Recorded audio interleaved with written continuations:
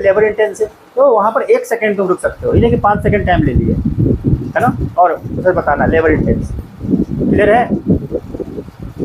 ठीक है ना। तो ये सारा चीज़ को दिमाग में रखना है। तो वर्षा हो गया, सॉइल हो गया, ठीक है। टेम्परेचर के बारे में बात कर रहे थे, ये तुमको चार्ट में दिया हुआ है, ठीक है ना। इन सब बातों को समझते हुए करना है, ठीक है। अगर हम इस बात करते हैं एग्रीकल्चर जोन में, अगर मानसून, छोटे छोटे क्वेश्चन हम बना रहे हैं, छोटा छोटा क्वेश्चन, ठीक है। तो अगर मानसून का जो प्रवेश करने की बात आती है कि बताइए कि बिहार का जो एग्रो क्लाइमेटिक जोन है या फिर बिहार है, यहाँ पर जो मानसून आती है, ठीक है ना, तो मानसून आती है तो कौन से क्लाइमेटिक जोन में पहले आती है, सबसे पहले आती है, ठीक है। तो ये वाला में पहले आती है, ठीक है। मानसून तो लोग पढ़े हो, तो मानसून कौन सा मानसून है, वो दक्षिण पश्चिम मानसून है, बंगाल की खाड़ी की शाखा है, ठीक है ना, ये ध्यान रखना है। इधर से मानसून ऐसे आती है, ठीक है। यही कारण है कि यहाँ पर सबसे ज़्यादा वर्षा भी होती है बिहार में। क्लियर है? इसी तरीके से सिंचाई की व्यवस्था की बात है। एग्रो क्लाइमेटिक जोन में एग्रीकल्चर जो हम लोग पढ़ रहे हैं उसमें इरिगेशन, ठीक है, सॉइल टाइप हो गया ना, इरिगेशन में नहर से सिंचाई ज़्यादा कहाँ होती है, नलकूप से सिंचाई ज़्यादा कहाँ होता है, उसको तो डिस्ट्रिक्ट वाइज भी नोट करना है, नोट कर लो इसको। किस जिला में सर्वाधिक नलकूप से सिंचाई होती है, किस जिला में सर्वाधिक नहर से सिंचाई होती है, ठीक है। सिंचित जिला कौन सा है, ठीक है, द मोस्ट इरिगेटेड। सबसे कम सिंचित जिला कौन है, सुना रहा है, कुमार उत्सव, ठीक है। ऐसे ऐसे छोटे छोटे क्वेश्चन जो तुम्हारे पास रहेगा ना, भले वो पूछे चाहे नहीं पूछे, तुम्हारे कॉन्फिडेंस लेवल बढ़ा हुआ रहेगा।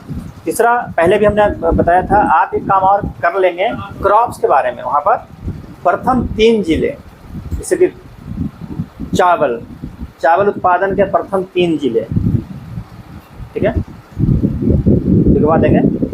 प्रथम 3 जिलों पर लिखना है, फर्स्ट 3 डिस्ट्रिक्ट, नीचे लिखना है चावल, राइस, व्हीट, मेज, पल्सेस, कुछ ऐसे है ना, 4-5 का नाम और उसका जिला का नाम, ठीक है।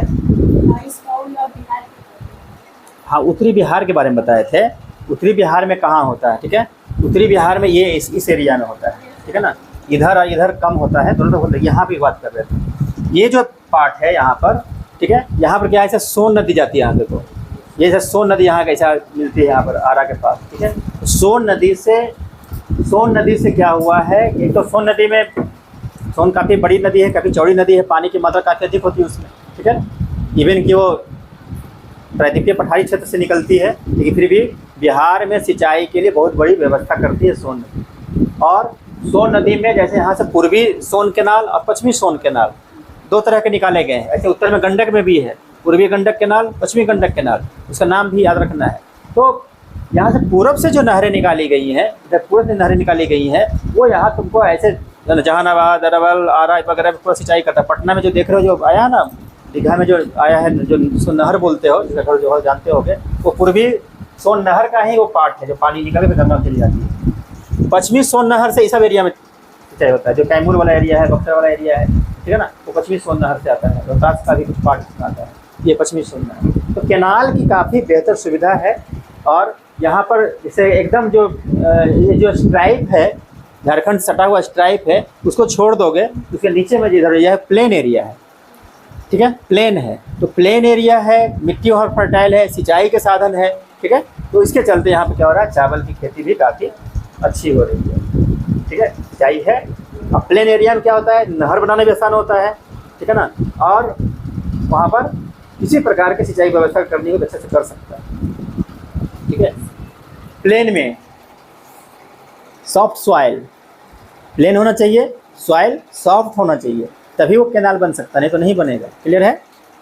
वाटर टेबल जहाँ ऊपर में ही है, तो वहाँ पर नलकूप बनता है ना, जैसे समस्तीपुर वाला एरिया है, वैशाली वाला एरिया है, क्लियर है, खगड़िया है, ठीक है ना, इसमें क्या होता है, नलकूप रहता है, ज़्यादा रहता है। क्लियर है ना? इसका जो है ना धरातल है, उसका स्लोप 0 पॉइंट में प्रति किलोमीटर है, मतलब 1 किलोमीटर जाने पर 0 पॉइंट वो नीचे जाएगा, मतलब स्लोप काफ़ी कम है, नगण्य है। तो जब स्लोप काफ़ी नगण्य रहेगा तो पानी का क्या होगा, पानी की फ्लो क्या होगी, फ्लो कम होगा।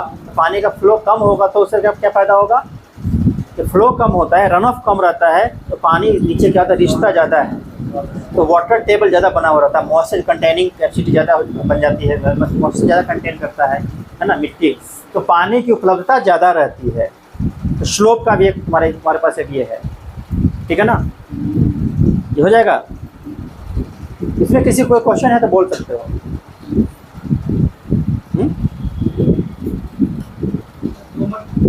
एक क्वेश्चन इसमें और तुम्हारा बन सकता है कि बताइए कि ये कौन से एग्रीकल्चर है ना एग्रो क्लाइमेटिक जोन हमारे राज्य की अर्थव्यवस्था के लिए सबसे बेहतर है, सबसे बेहतर पोटेंसी रखता है, जो कौन सा क्लाइमेटिक जोन है। क्वेश्चन ऐसे बनता है तो होता ना कि तुम आंसर कुछ नहीं बोल पा रहे हो।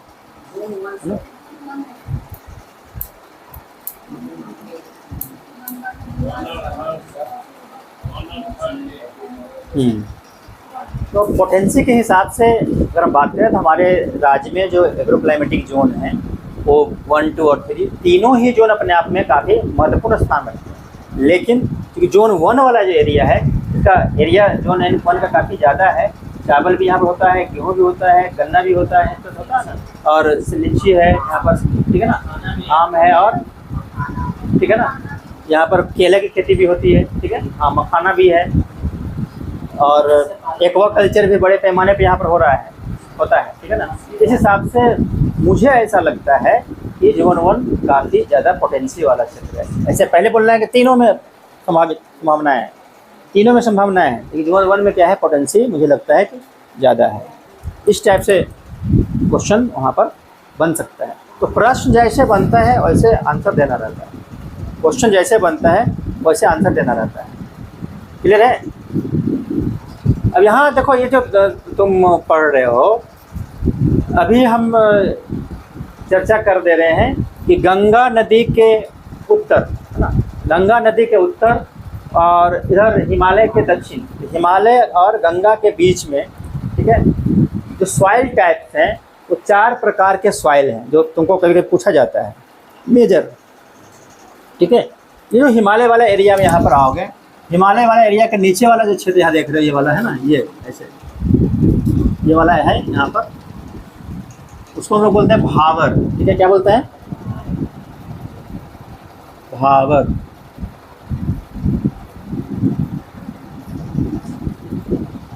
भावर क्षेत्र जो फुट हिल्स होता है, पर्वत की जो पर्वत के फुट उसके नीचे होता है, वहाँ पर कंकरीला पथरीला क्षेत्र होता है। मतलब पहाड़ या पठार का इरोजन होने के बाद छोटे छोटे कंकड़ पत्थर नीचे गिरते रहते हैं, जमा होता रहता है, और वह एरिया क्या होता है, कंकरीला पथरीला एरिया हो जाता है, पथरीला हो जाता है कंकड़ पत्थर। जो नदियाँ यहाँ पर ऐसे आती हैं, नदियाँ क्या होती है, इसके अंदर में विलीन हो जाती हैं, इसके अंदर में चली जाती हैं नदियाँ, उसके अंदर विलीन हो जाती हैं, ठीक है ना। उसको बोलते हैं भावर। कंकरीला पथरीला क्षेत्र होता है, यह ज़्यादा उपजाऊ नहीं होगा, यहाँ पर ज़्यादा उपजाऊ नहीं हो सकता। कुछ यहाँ पर मोटे अनाज हो सकते हैं और कुछ चारा का फसल यहाँ पर होगा, ठीक है, और जंगली क्षेत्र है। भावर से नदियाँ जब बाहर निकलती है यहाँ पर, तो फिर से क्या होता है, वहाँ पर वो, ठीक है, सॉइल यहाँ पर फिर आ गया, मिट्टी आ गई, जो पानी बाहर निकलता है तो वहाँ पर स्वैम्पी रीजन बन जाता है, दलदली रीजन बन जाता है, मार्सी लैंड बनता है। ये जो एरिया है वो क्या है, तराई रीजन है। ये क्या है, तराई टाइप की मिट्टी, स्वैम्पी है, मार्सी है, दलदली क्षेत्र है, ठीक है। दलदली क्षेत्र यहाँ पे क्या होगा, बहुत ज़्यादा कृषि नहीं होगी और जंगल यहाँ पर रहेगा बहुत ज़्यादा। तराई क्षेत्र में बहुत सारे वन होगा यहाँ पर, ठीक है ना। मिट्टी बहुत ज़्यादा फर्टाइल नहीं होगा, लेकिन आज के समय में जैसे जैसे पॉपुलेशन हमारा बढ़ रहा है, तो पॉपुलेशन बढ़ने के चलते क्या हो रहा है, इस क्षेत्र की मिट्टी को भी लोग कृषि के लायक बना रहे हैं, वहाँ घर भी बना रहे हैं, मतलब इंक्रोचमेंट काफ़ी ज़्यादा है। डिग्रेडेशन जो नेचुरल फिनोमेना उसका अपना है, उसमें डिग्रेडेशन काफ़ी अधिक हो रहा है तराई वाले क्षेत्र में। ये भी क्वेश्चन बनता है, ज़्यादा से ज़्यादा डिग्रेडेशन किसका हो रहा है, इंक्रोचमेंट कहाँ बढ़ रहा है, किसमें ज़्यादा बढ़ रहा है, तराई वाले क्षेत्र, ठीक है। तराई वाले क्षेत्र से आगे जब बढ़ते हैं तो ये नीचे है, ये तो गंगा नदी से आएगा, ठीक है ना, ये गंगा नदी ऐसे है, ये वाला हिमालय है, ठीक है ना, तो यहाँ जो गंगा नदी के और अन्य नदियाँ वहाँ पर हैं, तो नदियाँ यहाँ जब आती हैं तो अपना सिल्ट यहाँ पर जमा करती हैं, ठीक है, यहाँ पर सिल्ट जमा करती हैं, ठीक है। और चूँकि लो लैंड यहाँ पर बाढ़ आती है, हर साल बाढ़ आती है और सिल्ट जमा होता है। जब बाढ़ आएगी तो बाढ़ का सिल्ट जमा होगा, ठीक है ना। सिल्ट जमा होता है तो काफ़ी उपजाऊ हो जाता है। इसी में क्या है, इसी में सिल्ट जमा करने को बोलते हैं एलुविएशन। एलुविएशन, एलुविएशन से हुआ एलुवियल सॉइल, जलोढ़ मिट्टी, है ना, जलोढ़ मिट्टी, ठीक है। तो इसमें जो है ये दो पार्ट में ऐसे बटा हुआ है। ये वाला क्या है, दो पार्ट में बटा हुआ है, ठीक है ना। ऊपर वाला है old alluvial, that is called भांगर। भांगर, ओल्ड एलुवियल का मतलब है ये एलुवियल तो है लेकिन ओल्ड है, मतलब नदियाँ पहले यहाँ पर बाढ़ लाती थी, ये क्षेत्र डूब जाता था, सिल्टेशन यहाँ पर होता था। ये आज यहाँ पर बाढ़ नहीं आती है, सिल्टेशन ज़्यादा उस साइड पर नहीं होता है, थोड़ा सा ऊँचा हो गया है ना। भांगर है ये, ठीक है, हाँ, ओल्ड एलुवियल सॉइल। और ये नीचे वाला जो देख रहे हो ये है नई जलोढ़ मिट्टी, ठीक है ना, खादर। दिख रहा है, आ रहा है ना। भावर, तराई, भांगर, खादर, ये हिमालय वाला जो रीजन हम बात कर रहे हैं, तो लेकर के गंगा नदी वाले के बीच में जो अगर सॉइल टाइप में तुमको ऑर्डर वाइज पूछा जाएगा तो इस तरह से तुमको बताना है। क्लियर है। कंकड़ पत्थर क्षेत्र हो गया, मार्शी लैंड हो गया, ठीक है, ये दोनों तुम्हारा, ठीक है, एलुवियल सॉइल है। एलुवियल सॉइल में नया वाला नीचे है खादर, सबसे उपजाऊ खादर ही होता है क्योंकि हर साल इसका रिजुविनेशन होता है, हर साल यहाँ पर सिल्टेशन होता है, हर साल नई मिट्टी आती है और अपने साथ बहुत सारे मिनरल्स वगैरह लेकर के आती है, इसीलिए वह सबसे ज़्यादा उपजाऊ है। क्लियर है। क्या एक ही है, वो एक ही है, हाँ, भांगर, भांगर, ठीक है, बस ना गया। इस टाइप से सॉइल टाइप तुम्हारा पढ़ना है, ठीक है। इसमें किसी कोई क्वेश्चन है तो बोलो, कोई क्वेश्चन किसी का इतना में।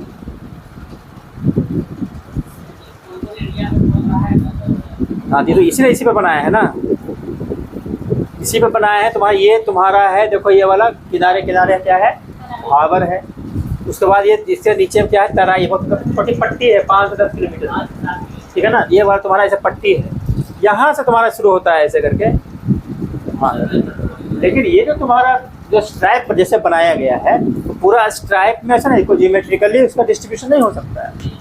जैसे मुजफ्फरपुर में हम आएंगे, मुजफ्फरपुर का ऊपरी एरिया जो है, ठीक है ना, तो वहाँ पर भांगर भी पाया जाता है और नीचे में खादर भी पाया जाता है। क्लियर है ना। इस टाइप से तुमको देखना है। क्लियर है, क्या बोल रहे हैं।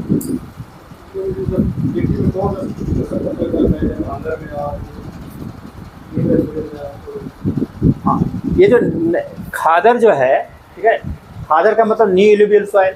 न्यू एलुवियल सॉइल में क्या होता है, हमारे यहाँ अधिकांशतः नाइट्रोजन जैसे है, नाइट्रोजन की कमी पाई, सबसे ज़्यादा कमी नाइट्रोजन का होता है, ठीक है ना। और यहाँ पर नया वाला में जीवाश्म की भी कमी होगी, फॉसिल्स की क्या कमी होती है, क्योंकि हर बार में नया हो जाता है। ये जो पुराना वाले में जाओगे, ओल्ड सॉइल में, साउथ इंडिया वाले में जाओगे, फॉसिल्स का भी ज़्यादा पाया जाएगा वहाँ पर, ठीक है ना। और पोटास, फास्फोरस, कैल्शियम, ठीक है ना, इसकी कमी रहती है इसमें, ठीक है। इसीलिए हम लोग क्या करते हैं, यहाँ पर खाद भी उसी टाइप से डालते हैं। और आप बिहार वाले एरिया में तो देखोगे नाइट्रोजन का खाद से ज़्यादा पड़ता है, फर्टिलाइजर, यूरिया ज़्यादा पड़ता है, तो यहाँ के सॉइल में नाइट्रोजन की कमी सबसे ज़्यादा है, ठीक है ना। एक चार्ट बनाना है, पहले बनाया हो तो ठीक है, नहीं तो चार्ट बनाना चाहिए। चार्ट बना करके ऐसे लिख लिया, ठीक है, रीजन और स्ट्राइप वाइज, और बगल में तुम डिस्ट्रिक्ट का नाम लिख सकते हो। डिस्ट्रिक्ट में क्या है, एक ही डिस्ट्रिक्ट में एक ही प्रकार की मिट्टी होगी ऐसा कोई ज़रूरी नहीं है, ठीक है ना। वो डिपेंड करता है कि वहाँ का टेरेन कैसा है, ठीक है। तो एक वो कर लेना है। और जो तुम्हारी वो तरफ पूछ रहे हो ये ट्रेंड्स, वो उसमें लिख दोगे। कौन कौन से फसल होते हैं ये लिखोगे। ये तो तुम्हारा ऐसे जोन वाइज हम कर ही दिए, उतना डीप में उधर नहीं जाना है, ठीक है। एग्रीकल्चर से रिलेटेड जो चीज़ है उस पर तुमको फोकस करना है। जो विद्यार्थी पढ़ा है, पूसा से पढ़ा मान लो, है ना, तो वो कौन सा क्लाइमेट, एग्रो क्लाइमेटिक जोन में पड़ता है। कोई विद्यार्थी मान लीजिए कि यहाँ पढ़ा है, कौन जगह है ये, शबौर, है ना, ये कौन सा जोन में पढ़ रहा है, ठीक है ना। इससे छोटी छोटी बातें हैं, छोटी छोटी बातें हैं जो कि इंटरव्यू में अगर पूछ दिया ऐसा तो कभी तुम तैयार होकर गए नहीं, अचानक पूछा तुम नहीं बोल पाए, नहीं बोल पाओगे तो क्या होगा, तुमको तनाव में आ जाओगे, फेस एक्सप्रेशन चेंज हो जाएगा, चेहरा बदल जाएगा, ठीक है ना, और तुम वहाँ पर थोड़ा सा लो फीलिंग करने लगोगे। जब लो फीलिंग करने लगोगे तो अगला आंसर भी गड़बड़ हो जाएगा। इसीलिए छोटी छोटी बातें होती हैं जिसको बहुत अच्छे से तैयार करके जाना होता है, ध्यान में रखना होता है। बात समझा? तो ये सब छोटी छोटी बातें थी जो ध्यान देना है। क्लियर है? जैसे मान लीजिए किसी घर इधर अगर पूर्णिया कटिहार वाले एरिया में है तो तुमको जानकारी रखना चाहिए कि वहाँ पर जूट की खेती होती है, सर्वाधिक जूट की खेती होती है, तो ऐसा क्यों, है ना, ये क्वेश्चन बनेगा। ठीक है। दूसरा हमने पूछा भी था मॉक इंटरव्यू में भी, ठीक है, जैसे किसी का घर देखो यहाँ पर मान जाए, ऐसे बहुत सारे विद्यार्थी चूँकि एग्रीकल्चर यूनिवर्सिटीज कॉलेजेज बहुत सारे हैं, उत्तर प्रदेश में बहुत सारे हैं, ठीक है ना। तुम रहने वाले यहाँ पे हो, पढ़ के आए हो यूपी से, है ना, या कोई विद्यार्थी यूपी में पढ़ा है, यूपी में रहा, घर उसका यूपी ही है, परीक्षा बीपीएससी देने आया है ना। तो क्वेश्चन बन सकता है, आप बताइए कि ये उत्तर प्रदेश और बिहार, है ना, इन दोनों क्षेत्र में क्लाइमेट एग्रो क्लाइमेटिक कंडीशंस में क्या क्या सिमिलरिटीज़ है और क्या क्या डिसिमिलरिटीज़ है। एक क्वेश्चन बनेगा, इसको नोट कर लेना है। तो कल एक विद्यार्थी, किसी का घर इधर था, पूर्णिया जहाँ घर था उसका, तो मैंने पूछा था कि बॉर्डर के पार, बॉर्डर के पार अलग राज्य है, तो वहाँ का टेरेन, वहाँ का सॉइल, वहाँ का agriculture system pattern, crop pattern और आपके यहाँ का क्रॉप पैटर्न, इन दोनों में आप तुलना कीजिए। तो उस विद्यार्थी को तुरंत क्वेश्चन समझना है, ये वाला हम ये उसके बारे में पूछ रहे हैं, इधर ये वाला पूछ रहे हैं, ठीक है ना, तो बगल में कौन सा जिला है। तो अगर ये सब जानकारी तुम नहीं रखोगे तो कुछ कैसे अप्लाई करोगे। इंटरव्यू में कोई क्वेश्चन आंसर नहीं होता है कि हाँ क्वेश्चन आया आंसर दिए, क्वेश्चन आया आंसर दिए, ऐसा नहीं है। ये सब प्रश्न का उत्तर तुम अगर नहीं दे रहे हो तो नेगेटिव जाएगा। क्लियर है? जैसे एक विद्यार्थी कोई आया था, उसका वो आया था रांची से, तो हमने उसको यहाँ से पूछा था झारखंड का टेरेन, झारखंड का एग्रो क्लाइमेटिक कंडीशन और बिहार के तुम्हें का क्या अंतर है। ये तुमको ऐसे तुलनात्मक रूप से इसको पढ़ना है। तो वहाँ का टेरेन कैसा है, मिट्टी का स्लोप कैसा है, सॉइल टाइप कैसा है, वर्षा कैसी हो रही है, टेम्परेचर कैसा रहता है ना, फॉरेस्ट रीजन है कि नहीं है, प्लेन एरिया है या प्लेटो एरिया है, ठीक है, उससे क्या क्या इम्पैक्ट पड़ेंगे एग्रीकल्चर पर, ये बताना है।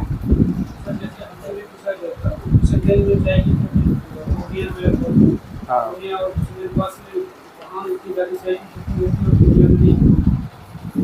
कौन सी नहीं होती है? हाँ, तो सिंपल क्वेश्चन है। दोनों के लिए क्या है, सॉइल टाइप, ठीक है, और सॉइल का जो स्लोप है ना, चाय के लिए चाहिए स्लोप वाला एक ज़मीन चाहिए, और जूट के लिए चाहिए प्लेन, इवन कि लोअर लैंड चाहिए, लो लैंड चाहिए। काफ़ी अंतर दोनों का है, तुमको यही बताना है, ठीक है ना। चाय को पानी खूब चाहिए लेकिन जड़ में पानी नहीं लगना चाहिए। जूट के साथ उल्टा है, जूट में अगर पानी लगे भी रहा तो दिक्कत नहीं है। जूट का फसल को काटने के बाद उसको पानी में ही डाल करके सड़ाया जाता है, तभी रेशा निकाला जाता है। तो वाटर लॉगिंग वाला जो एरिया रहेगा जहाँ पर, वहाँ पर जूट की खेती बेहतर होगी, उसके लिए फेवरेबल कंडीशन वो प्रोवाइड करवाता है। किशनगंज में क्या है, स्लोपी एरिया है, तो आप उस टाइप के उसको वाटर लॉग कहीं पर मिलेगा नहीं, तो उसके लिए फेवरेबल नहीं है जूट के लिए। तो जो बेसिक चीज़ हम बता रहे हैं वो हर एक फसल पर लागू होगा, ये टेंशन नहीं लेना है।